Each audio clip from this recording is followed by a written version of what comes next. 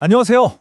우리가 아무 생각 없이 웹서핑을 하는 그 순간에도 내 계정이 나도 모르게 조종당할 수 있다면 믿으시겠어요? 오늘 파헤쳐볼 주제는 바로 이 보이지 않는 위협, 크로스 사이트 요청 위조, 줄여서 CSRF입니다. 자, 이런 상상 한번 해볼까요? 만약 해커가 내 로그인 정보를 이용해서 마치 나인 것처럼 행동할 수 있다면 어떨까요?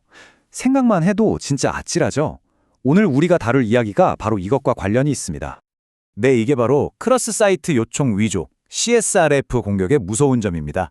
피해자가 자기도 모르는 사이에 공범이 되어버리는 뭐랄까 완벽한 디지털 범죄 같은 거죠. 내 의지와는 전혀 상관없이 공격자가 원하는 행동을 하게 만드니까요. 좋아요. 그럼 이 교묘한 사기극이 도대체 어떻게 설계되었는지 그 구조를 한번 제대로 파고들어 보겠습니다. 자, 이 이야기의 첫 번째 등장인물은요, 바로 평범한 사용자, 그러니까 여러분입니다. 그냥 평소처럼 은행 같은 웹사이트에 정상적으로 로그인한 상태인 거죠. 그리고 두 번째 등장인물은 바로 목표물 은행 웹사이트입니다. 이 웹사이트는 여러분이 성공적으로 로그인했기 때문에 지금 여러분의 브라우저를 완전히 믿고 있는 상태예요. 그리고 마지막으로 이 모든 판을 짜는 설계자, 바로 공격자가 있습니다. 이 사람들은 여러분의 비밀번호 같은 건 전혀 필요 없어요. 오직 웹사이트가 여러분에게 보내는 그 신뢰 하나만을 노리고 그걸 악용하는 겁니다. 이 범행 과정 한번 쭉 따라가 볼까요? 자, 1단계, 여러분이 은행에 로그인합니다. 이제 서버는 여러분의 브라우저를 믿기 시작하죠. 2단계, 공격자가 아주 그럴싸해 보이는 링크를 하나 보냅니다. 3단계, 우리는 무심코 그 링크를 클릭하겠죠. 바로 이 순간, 4단계가 실행됩니다. 눈에 보이지 않는 곳에서 여러분의 브라우저가 은행에다 돈을 보내라 같은 명령을 날리는 거예요. 마지막 5단계, 은행 서버는 이 요청이 진짜 여러분에게서 온 거라고 철석같이 믿어버립니다. 왜냐? 여러분의 브라우저에서 왔으니까요. 그리고 공격자의 명령을 그대로 실행해버리는 거죠. 이게 바로 CSSF 공격의 핵심적인 허점입니다. 서버 입장에서는요, 이게 진짜 사용자가 보낸 요청인지 공격자가 몰래 보낸 요청인지 구분할 방법이 전혀 없는 거예요. 그냥 인증된 사용자의 브라우저에서 왔으니까 의심 없이 믿어버리는 거죠.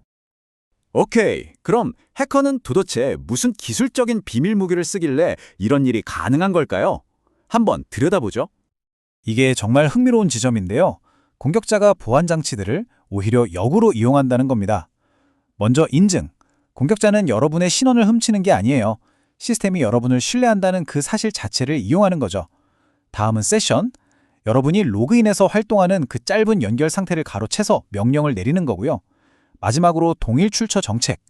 원래 브라우저는 A라는 사이트의 스크립트가 B라는 사이트의 데이터에 함부로 접근 못하게 막는 보안 규칙이 있거든요.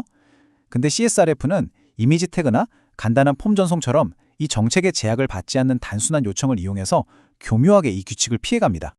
이렇게 과정은 복잡해 보여도 공격자의 목표는 놀라울 정도로 단순합니다. 딱 하나예요. 그건 바로 여러분이 상태 변경 요청이란 걸 하도록 만드는 겁니다. 이게 뭐냐면요, 말 그대로 서버에 있는 데이터를 바꾸는 모든 행위를 뜻해요. 예를 들면 돈을 다른 계좌로 보낸다거나 내 이메일 주소를 바꾼다거나 심지어 비밀번호를 변경하는 것까지 포함되죠. 자, 그럼 이 골치 아픈 디지털 사기를 어떻게 막을 수 있을까요? 당연히 방법이 있습니다. 이제 이 계획을 완벽하게 좌절시키는 방법을 알아볼 시간입니다. 이 사기극을 막아줄 우리 이야기의 영웅이 등장하는데요. 그건 바로 일종의 비밀 암호 같은 겁니다. 이 암호는 여러분과 서버 둘만 알고 있는 비밀 약속 같은 거죠.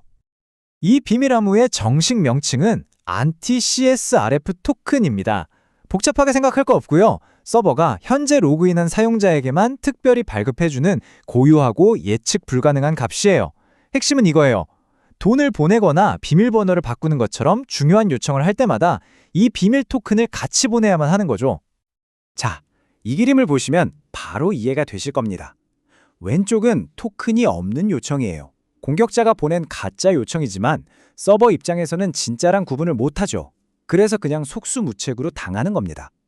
하지만 오른쪽을 보세요. 공격자의 요청에는 서버와 약속한 그 비밀 토큰이 빠져 있습니다. 그럼 서버는 이 암호가 없는 걸 보고 즉시 너 가짜네? 하고 알아채고는 요청을 거부해버리는 거죠.